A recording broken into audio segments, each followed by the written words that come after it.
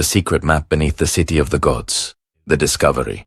Beneath the city of the gods lies a hidden world that remained sealed for almost 2,000 years. A world built by hands that understood the power of darkness, silence, and the energy of the earth. This is the secret tunnel of Teotihuacan, one of the most important archaeological discoveries of the 20th century, and perhaps the most mysterious. It all began when a small hole in the floor of the Temple of the Feathered Serpent revealed a deep space. The archaeologists descended and found something astonishing, an underground corridor perfectly aligned with the sacred axis of the city. A path that did not lead to tombs or burials. It led to something else, to a map that reconstructed the sacred universe of those who ruled Teotihuacan. The tunnel, an unexpected feat of engineering.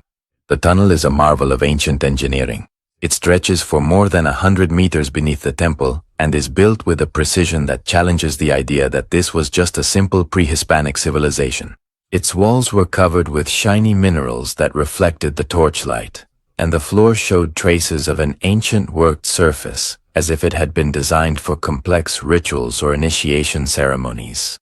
Inside, thousands of carefully placed objects were found, elements that formed a symbolic path. They were not scattered or thrown about. Each piece was in the exact spot to create a narrative, to guide the initiate on a sacred journey. The ritual journey. A cosmic map. The tunnel was not just a simple passage, it was a cosmological map. As they advanced, the explorers found areas that represented the underworld, the earthly world, and the celestial world. Each section had different materials. There are areas with pyrite, magnetite, and fragments of shiny minerals. Everything was arranged so that the light would dance on the walls as if the entire cosmos were alive. The objects found included seashells that had traveled hundreds of kilometers, obsidian figures, fragments of Mesoamerican jade, ceremonial masks, all placed in a way that narrated a creation myth, a story we still do not know how to decipher. The end of the tunnel. The central chamber. Upon reaching the end of the corridor, the archaeologists discovered the most astonishing thing, a chamber that had been completely sealed since ancient times, an enclosure where materials simulating stars and constellations were found. The dome was designed to create an almost supernatural visual experience when illuminated. There were no human remains here. It was not a mausoleum. It was a space of power, a place where the rulers of Teotihuacan would enter to be symbolically reborn as intermediaries between the gods and men. What this means is that the tunnel is one of the clearest pieces of evidence that Teotihuacan was much more than just a city with temples. It was a school of initiation, a center where the elite learned, meditated, and transformed themselves. A spiritual laboratory, a physical map of the cosmos whose true purpose we are only just beginning to understand. And the most unsettling thing is that this tunnel is only a part of something much bigger. Archaeologists suspect that there are other sealed chambers beneath the pyramids, spaces that could reveal secrets that would change what we know about the origin of power in Mesoamerica. The metallic river, and the forbidden sanctuary of Teotihuacan, a mystery buried under tons of stone. At the heart of Teotihuacan lies a secret that was not meant for the eyes of the people, a secret hidden beneath the pyramid of the Feathered Serpent, which remained sealed for more than 1,500 years. When researchers managed to enter the sealed chambers of the tunnel, they found something that had never before been documented in Mesoamerica, a metallic river running through the central chamber, a river made of pure mercury. The question is simple and at the same time unsettling. Who built this forbidden sanctuary, and why did they need to fill the most sacred place in the city with a toxic, gleaming metal? The river of mercury is not decoration, it is ritual technology. The mercury was not found by accident. It was not a spill. It had been intentionally placed to flow like a sacred river within the sanctuary. The effect was hypnotic. With torchlight reflecting off the surface of the liquid metal, the chamber became a mirror of the underworld, a boundary between the human world and the realm of divine beings. In other words, the river of mercury was a symbolic portal, an element designed to alter perception, to impress those who entered, and to reinforce the connection between political power and spiritual power. The golden spheres, instruments of a lost ritual. Alongside the mercury, hundreds of hollow spheres made of pyrite and yellow minerals were found. The walls where they were located were covered with a shiny, reflective powder. Imagine entering a completely dark space and these spheres begin to reflect the light intermittently as the torches move forward. The visual effect must have been impressive, a sky full of stars contained within an artificial cavern. These spheres could have been part of initiation ceremonies, perhaps to simulate spiritual journeys or tests of knowledge. It is the recreation of the cosmos in a controlled environment. The chamber where no one was supposed to enter, a space for the elite. This chamber was not built for the people. The narrow passageways and hidden entrances prove it. Only a very specific elite could pass through the tunnel, reach the metallic river, and watch the golden spheres dancing in the darkness. Everything indicates that this was a center for political ascension. A place where rulers legitimized themselves through rituals that connected them with the divine. The forbidden chamber was a threshold to a trial, a transformation.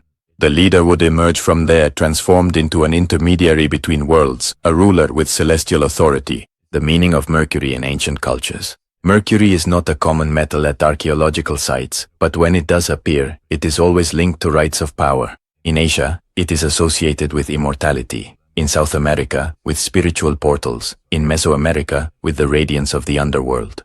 For the ancients, the shine of Mercury represented the fluid energy of creation, a dangerous and sacred element at the same time, something reserved only for those who held the political and spiritual control of an empire. The geometry of the enclosure. Nothing is placed at random. The tunnel and the chamber display astonishing precision. The river of Mercury followed an axis perfectly aligned with the main temples. The spheres were placed in strategic locations where the light could be multiplied. The ceremonial objects were arranged following a map of the sky. Everything indicates that this place was designed as a sacred theater, where the birth and rebirth of power was enacted.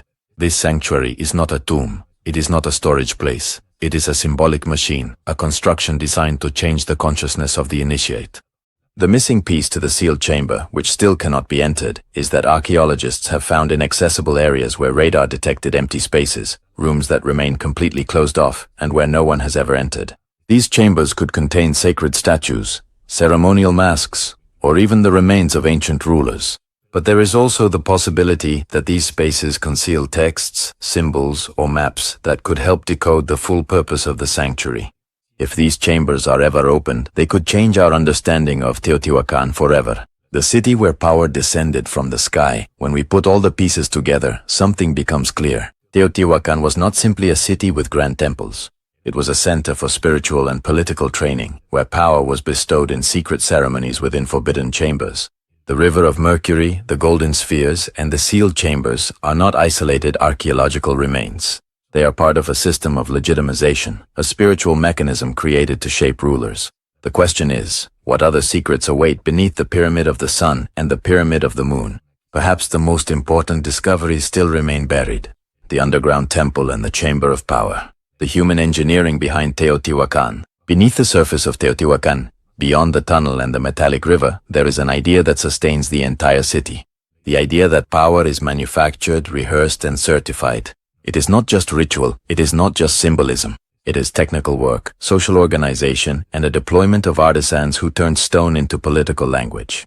This documentary explores how the Chamber of Power was built, who inhabited it, how it was maintained, and what it teaches us about the human engineering of an ancient city that continues to amaze. The Chamber of Power does not appear in isolation. It is the visible product of a chain of trades, of an economy capable of mobilizing people, resources, and knowledge. To understand it, we must look at the workshops, at the stonecutters who extracted basalt from nearby quarries, at the sculptors who shaped the monuments, at the painters who covered walls with pigments that still endure today, and at the specialists who worked with rare materials like mercury or pyrite. In Teotihuacan, we find evidence of a complex economy, workshops organized by trade, residential areas with manufacturing zones, and routes that connected the city with distant regions to bring shells, minerals, and woods. This flow of materials not only shaped ceremonial objects, it also sustained the legitimacy of the elite, because a ruler who controlled access to rare materials had the power to transform the symbolic reality of their people. The Chamber of Power functioned in that context as the laboratory where matter was transformed into symbol. The artisans who worked there were not mere laborers, they were guardians of specialized techniques. They knew how to polish the surface of basalt so that it reflected light, how to prepare pigments resistant to humidity, how to assemble mosaics that imitated constellations.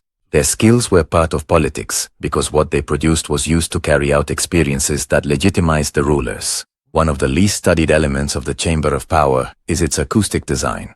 The dimensions of the room, The curvature of the walls, the cladding materials, everything is arranged to create specific resonances. When light combines with sound, the initiate's experience is transformed.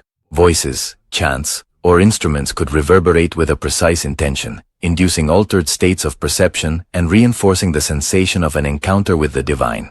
Acoustics is engineering, and engineering can be power. Another crucial aspect is technical standardization. The cutting tools, the marks on the stones, the ceramic molds all show that there was a system for transmitting knowledge. It was no coincidence that pieces found in different sectors of the city shared the same production stamp.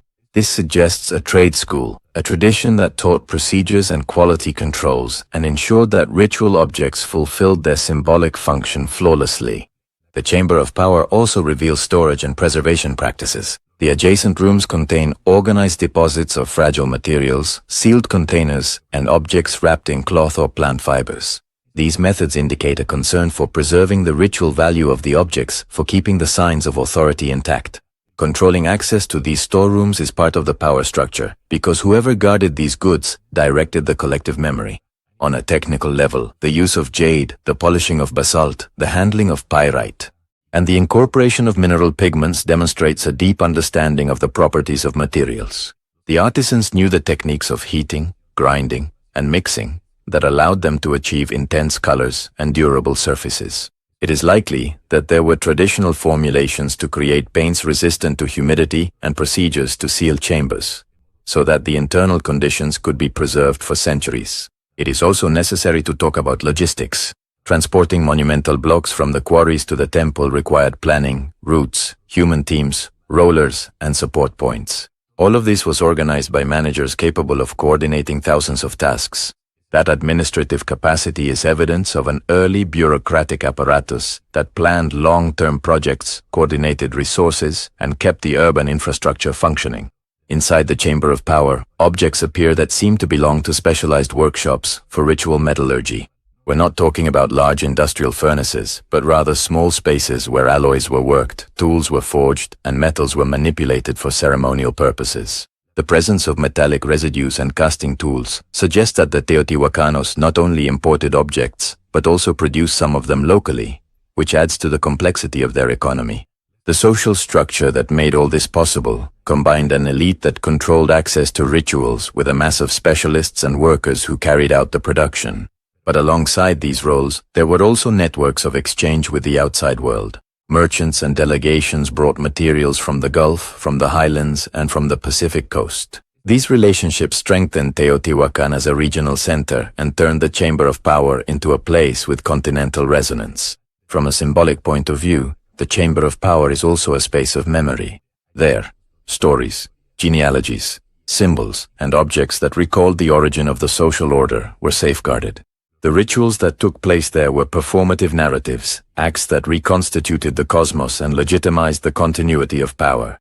Thus, every ceremonial act was also a political operation. Today, when archaeologists clean away the layers of dust and record the artifacts, they have to interpret not just isolated objects, but an entire system. Each fragment functions as a piece of a larger puzzle, a piece that speaks of technology, of economy, of ritual, and of power.